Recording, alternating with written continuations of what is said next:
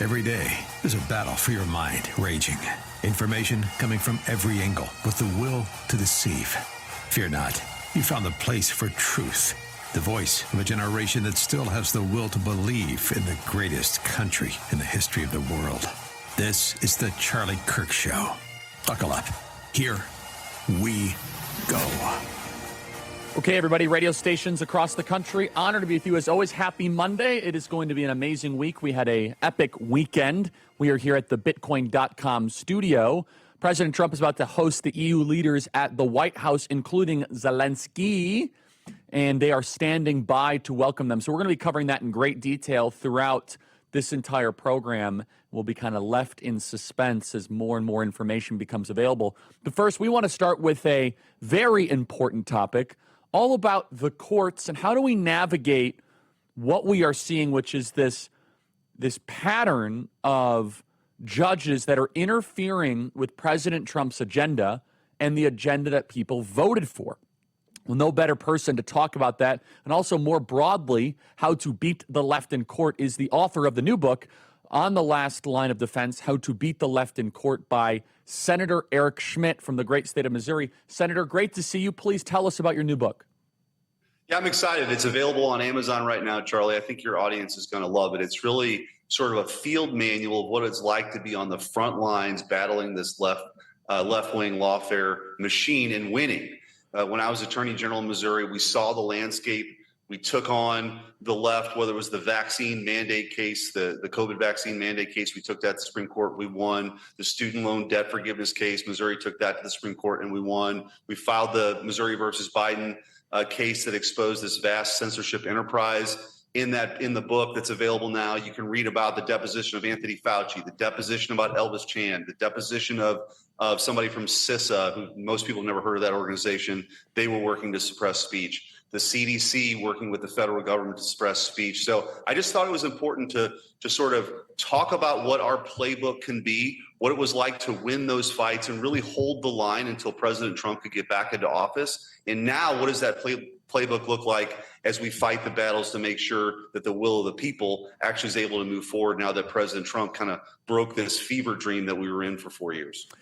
Let's read this from the book. Quote, history will show the Biden administration brought the most aggressively liberal, authoritarian, and anti-liberty excesses of government that America has ever seen. This book tells the story of how Eric Schmitt and his small but mighty team held the line during those dark days until the cavalry arrived. Tell us more about that, because you were really holding the line, and I mean, from Fauci to censorship. It's also a model how one state attorney general's office in Missouri could have nationwide implications. Tell us more, Senator. Yeah, I mean, I think, Charlie, the first part of the book, which again, you can go on Amazon right now and order it. The first part of the book, I think there's a tendency to sort of, now that we're kind of on the other side of that fever dream I talked about how this was all inevitable, right? That it was inevitable that President Trump would get back. But you got to go back 4 years or so into those dark days, post-January 6th. This was the time of, lockdowns. This was compulsory COVID shots, forced masking of kids, ESG, DEI struggle sessions in this vast censorship enterprise. And what you needed was courage. So, like, for example, we brought these cases, they were ridiculed. They were called, sort of lending to quote unquote conspiracy theories. But really what it takes right now is authentic leadership to stand up and fight back. And so we did that. And I'll just take the student loan debt forgiveness case. If Missouri hadn't brought that, we had the standing because Missouri had some loan servicing agency. If we hadn't brought that case, Biden would have got away with $500 billion worth of student loan debt forgiveness that the waitress and the truck driver would have had to pay for the student loan debt of a theater professor from Harvard. I mean, this was insanity. This was, playgrounds being, roped off with police tape. This was 5-year-olds being forced to wear masks all day long. This was parents being investigated for show up to school board meetings. I think it's important. There's a Czech writer, Milan Kundera, who says that basically the struggle against power is the fight between memory and forgetting. And I think it's important to remember where we were at, the courage that it takes to stand up and be that last line of defense, which is the title of the book, And ultimately, the cavalry did arrive. The American people rejected the excesses of the Biden administration. President Trump was able to come back now with this band of disruptors and all the good things that we're seeing right now.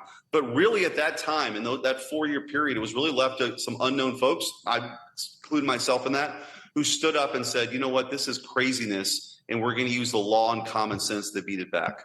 Yeah, and so Senator, what now is the blueprint for some of the lawfare that we're experiencing from these judges? It's a different type of lawfare, right? But they are preventing President Trump from doing the most essential actions of his presidency. We have well over 80 to 100 of injunctions, I think 20 nationwide injunctions. It is about delaying, it is stalling, so it's a little bit different. But how do you, as a legal mind, how do you recommend that this administration accelerate and push through? Because what it does is it creates a sense of demoralization where they come up with a great idea and then they'll say, well, if we do it, then a judge is going to strike it down. They want to try to demoralize the creativity and the forward boundary pushing mandate that this administration has. Senator. Well, I think it's important to understand the difference. What we were doing was we were fighting against the excesses, the overreach of government, and the suppression of individual rights. What they're trying to do now is to reimpose that. They want that government, they want the administrative state to be empowered again. They want the individuals. I mean, they're totally fine with, by the way, censorship as long as it's conservatives being censored. So Correct. I think it's a very different perspective. By the way, the American people are with us. So the question is, how do we win? Well, if you look at it now, interestingly, my Solicitor General when I was Missouri Attorney General was John Sauer. John Sauer is the Solicitor General of the United States of America. Now, President Trump brought him on. He's doing a great job. And as you look at these cases, as they make their way up from a random district court decision to the appellate courts and ultimately the Supreme Court, we're fighting back and we are winning. You look at the nationwide injunction issue. Early on, there were a bunch of them. The Supreme Court finally stepped in at the urging of President Trump and his legal team to say, you know what, there's been this abuse of nationwide injunctions. You can't do that. You can really only confine your decision to the district by which you're ruling. You look at the deportations. President Trump wanted to get rid of the temporary protective status. The Supreme Court has said, yeah, the president has the ability to go do that, even though district court said you couldn't do it. You look at programming and personnel. Think of the Doge stuff. The president is certainly within his authority as the leader of the Article 2 branch to make those kinds of personnel decisions. And the Supreme Court has affirmed that. So if you look at one decision here or there, it can be depressing in some ways. Like take Boasberg, for example. That was really, he took a case he never should have had and ruled against President Trump. But time and time again, these district court judges now who are really radical have been pushed back as you make your way through the court system. So the lesson here is we have to have the courage to fight back. I think for a long time, conservatives, those on the right, we sort of ceded that territory to the left. They called it a living constitution. They had their activist lawyers. They had their judges. Now, President Trump has put in 200 plus judges in his first term. We have a conservative Supreme Court. He's going to be appointing more, but we have to have courage to stand up in that Article 3 branch, and we can win if we do it. The book title is The Last Line of Defense, How to Beat the Left in Court. 1 minute remaining, Senator. I'd love to keep you for another segment. What did you learn about Anthony Fauci and that entire gang of medical elitists when you had a chance to depose him and look a little bit into that rather sinister empire that he was controlling?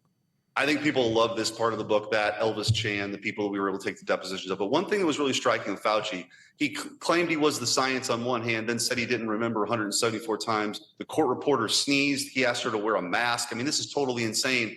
But this wasn't revealed before, he sent his chief deputy over to China at the beginning of COVID to look at what the CCP was doing, and he loved this lockdown model. And then when people questioned him, he would silence them. He helped write sort of papers that dismissed natural immunity. There's a lot in here, I think, that adds color to what we knew all along, that this guy was a tyrant, and that the Fauci candles now, the light is dimmed on that, and it's exposed in this book that, again, Last Line of Defense people can order now. It's just, I think, an important history lesson, but also a playbook for us to win moving forward. Last Line of Defense, How to Beat the Left in Court. That is Last Line of Defense. Senator, let's keep you for another segment, because I do want to now touch on the Zelensky, Ukraine, Russia stuff, because the U.S. Senate is heavily involved in that. Okay, let's go to Legacy Box. You know that old box in your closet full of old tapes, dusty photo albums, even reels of film?